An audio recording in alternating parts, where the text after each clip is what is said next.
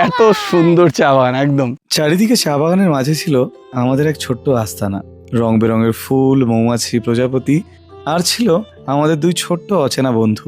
এত ব্যস্ততার মাঝেও এখানে এসে যেন সময়টা থমকে দাঁড়িয়ে গেছে প্রকৃতির মাঝে। Lamala homestay and cottages by the trails retreat. এই ইউরোপিয়ান স্টাইলের কটেজ বাইরে থেকে যেমন একটু অন্য ধরনের লাগে, ভিতর থেকে কিন্তু অপরূপ সুন্দর দেখতে। প্রতিটা কটেজে সর্বাধিক 4 জন করে থাকার বন্দোবস্ত আছে। অবশ্য আপনারা চাইলে 2 জনও থাকতে পারেন আমাদের মতো। থাকার সাথে সাথে রয়েছে 4 বেলা ঘরোয়া খাবার দাবার। অফবিট লোকেশনে আসলে কিন্তু এটা আমার কাছে একটা এক্সট্রা পাওনা। ঘরের খাবার আমি খুব একটা মিস করি না। কি নাম ওর? টোবো। টোবো টোবো খালি লড়কি লোকের পাস যাতা হ্যায়, মেন উইল বি মেন। আমরা কিন্তু আছি এখন টেলস রিট্রিটে। হ্যাঁ, একটা মায়াবী লাগছে এখন।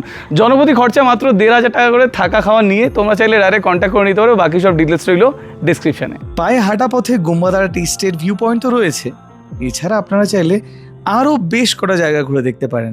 তবে আমি বলবো এখানে আসলে একটা দিন নিজের সাথে কাটান।